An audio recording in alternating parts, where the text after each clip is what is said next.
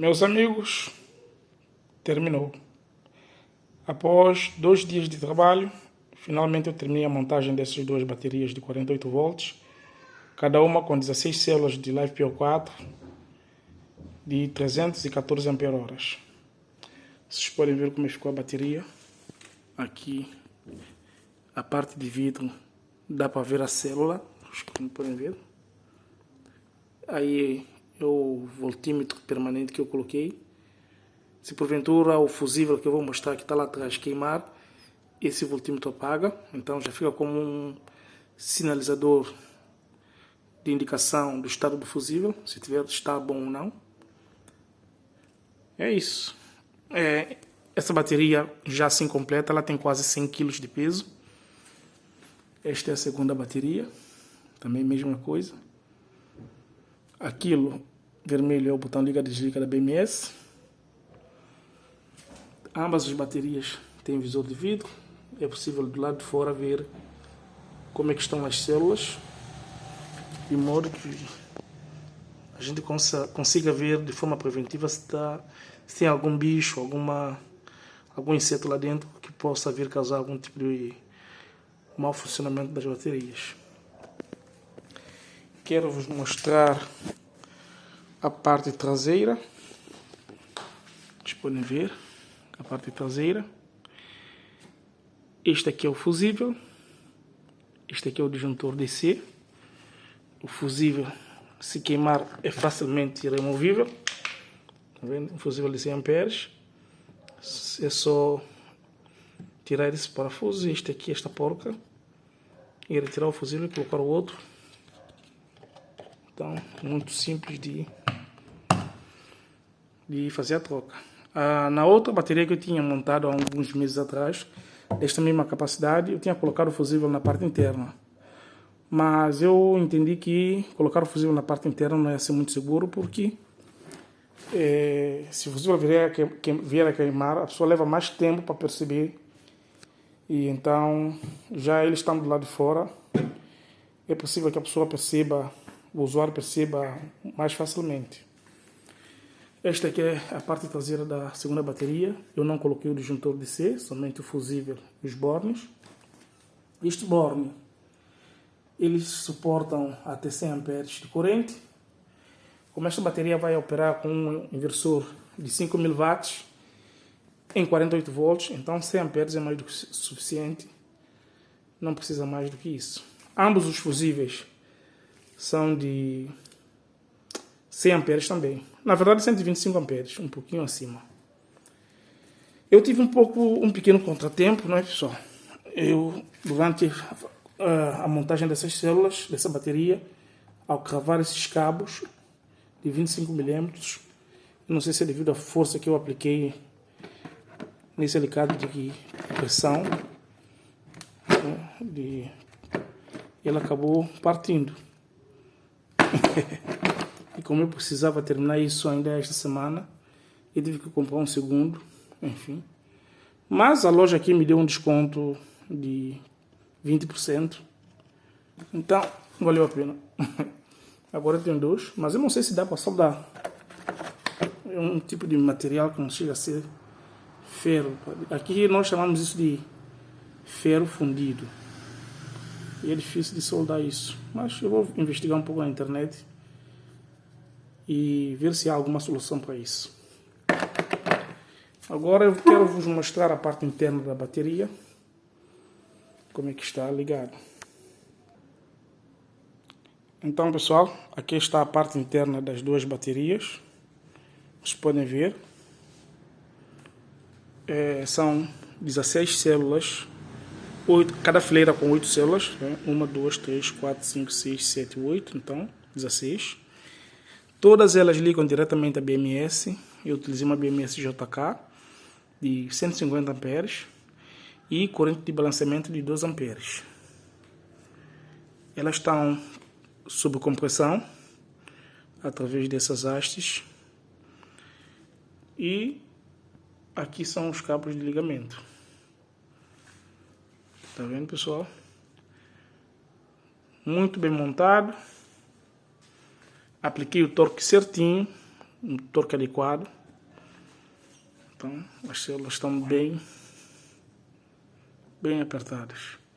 Durante a montagem, eu não sei, aqui na minha região faz muito calor e eu transpiro bastante. Então, um dos cuidados que eu recomendo às pessoas quando vão montar essas células é evitar que o suor caia nos bornes ou nos baramentos, ou até mesmo com a mão muito suada, pegar nesses parafusos com a mão muito suada, porque nossa mão tem sal, o suor tem sal, que nada mais é que cloreto de sódio, e esse sal, ao longo do tempo, vai fazer com que crie, digamos, uma oxidação prematura nesses bornes. E isso vai fazer com que a BMS faça uma leitura errada da resistência interna das células, e isso pode vir a causar um mau desempenho da bateria. Porque eu já peguei caso de a pessoa montou uma célula, uma bateria desse tipo, e o que acontece? Se uma célula tiver com uma resistência interna muito diferente das demais, ela acaba descarregando mais rapidamente e também carrega mais lentamente. Então, ainda que o banco todo, ainda que todas as células tenham uma capacidade, por exemplo, essa aqui tem uma capacidade de 15 kWh de energia, mas se apenas uma célula tiver apresentado defeito, a BMS vai tirar o banco todo de serviço. Então, para que a bateria, esta aqui no caso, ela entregue os 15 kWh, que é o somatório das capacidades de todas essas 16 células, todas as células têm que apresentar bom desempenho, tem que ter boa resistência interna e todas elas têm que estar em perfeito estado de funcionamento, né? A resistência interna tem que ser baixa e não pode haver nenhuma anomalia em nenhuma das células. Basta que a uma apresente algum defeito que todo o banco é retirado do serviço. Se a BMS entender que a célula carregou rápido demais ou descarregou de forma prematura, o banco, assim que ela atinge a tensão limite de carregamento ou de descarregamento, o banco todo sai do serviço. Então, é preciso tomar muito cuidado na hora de montar essas células e evitar suor da mão, suor do rosto cair nos bornes, e, enfim, coisas desse tipo. Eu quero mostrar os outros detalhes que é a BMS em funcionamento. Deixa eu só ver. Então, aqui está, pessoal. Vamos ver a BMS. Vamos entrar nesta bateria aqui. São duas baterias. Então, esta aqui, termina em 30. Vocês podem ver, pessoal, como aqui está a BMS. Vejam só que a resistência interna das células, como está bem equalizada, 0,056, 0,056, 0,056 ohms, né? Todas com praticamente 0,056, somente algumas que está 0,055, 0,055, ou seja, praticamente, e essa última aqui, que está com 0,063. Depois eu vou verificar porque ela está um pouquinho acima, possivelmente devido, essa célula número 16 é aquela que liga o cabo positivo que vai para o inversor. Então pode ser que ela está um pouco mal apertada, né, com torque inadequado, mas eu vou verificar. Mas vocês veem que a resistência interna está praticamente equalizada, e isso é muito bom, entendeu? A tensão também está praticamente equalizada. Eu ainda não carreguei o banco, a tensão que está a apresentar é a tensão que veio da fábrica, né? Essas baterias geralmente vêm em meia carga. E vejam aqui, essa indicação aqui, Cell Voltage Difference, ou seja, a diferença de tensão das células é 0,002 volts, ou seja, 2 milésimos de voltagem, muito baixo. Esse valor, Cell Voltage Difference, ou seja, a diferença de tensão da maior e menor, da tensão com maior voltagem, da célula, na verdade, com maior tensão e da célula com menor tensão, quanto menor for esse valor, melhor. Tá vendo? Ele está a oscilar 0,02 a 0,03. Então, ou seja, esses indicativos da resistência interna praticamente equalizada, a tensão do banco praticamente todos iguais, e esse valor bem baixo, 0,005, Então, denota que o banco está muito bem montado, o banco está perfeitamente saudável. Vamos ver como é que está a situação desse segundo banco aqui. Vamos sair. Vou fechar. Abro novamente. Agora eu vou entrar neste aqui, 19.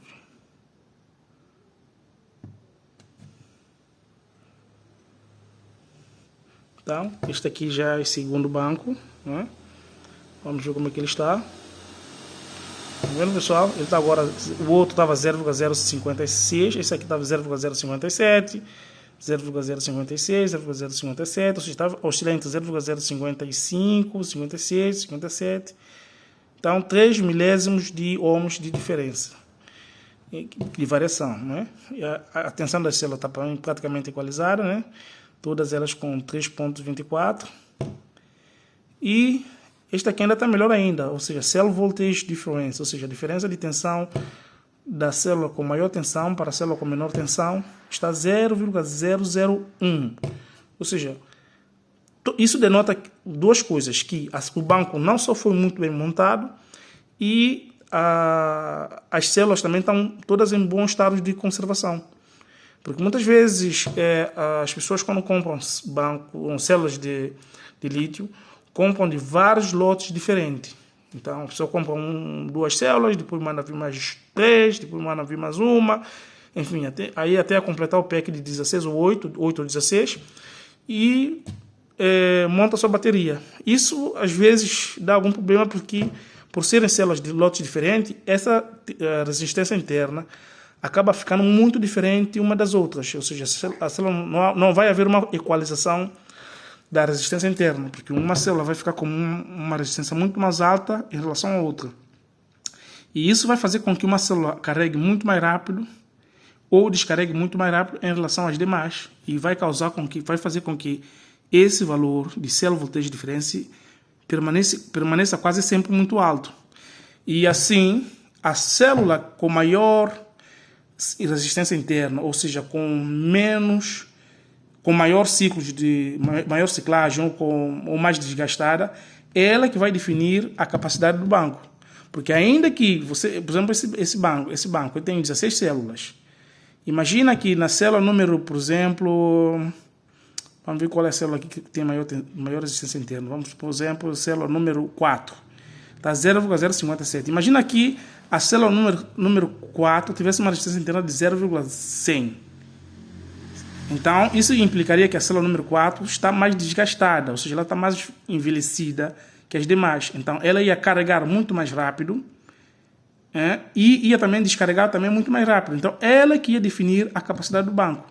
Porque ainda que o banco tenha todas as demais células, as 15 células, estejam em ótimo estado de conservação, mas o simples fato de uma célula atingir a tensão limite de carregamento de forma prematura, a BMS corta o banco de serviço, ela desliga o banco para proteger as células.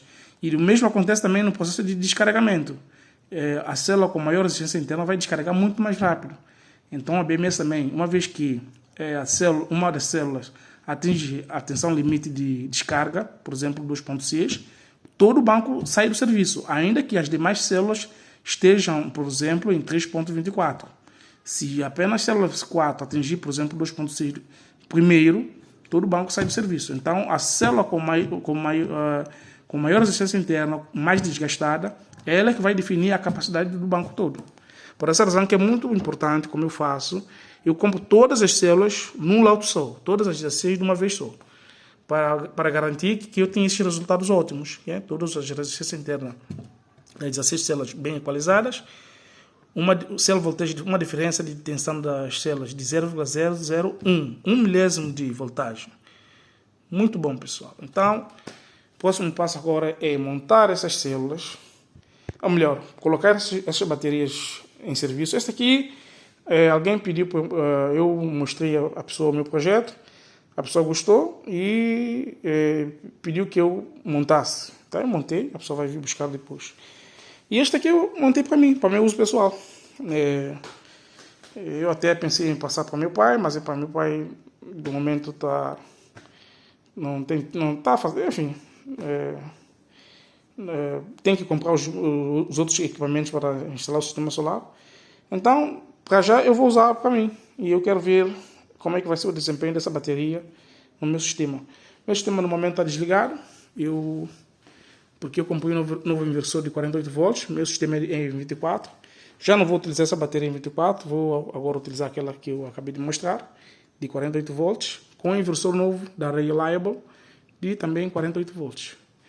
Então, eu vou dar essa bateria a carga máxima, fazer a carga máxima dela, depois fazer um teste de descarregamento para a gente ver se ela de fato vai conseguir entregar os 14,5 ou quase 15 kWh de energia que as 16 células prometem. É isso, pessoal. Tamo junto. Falou!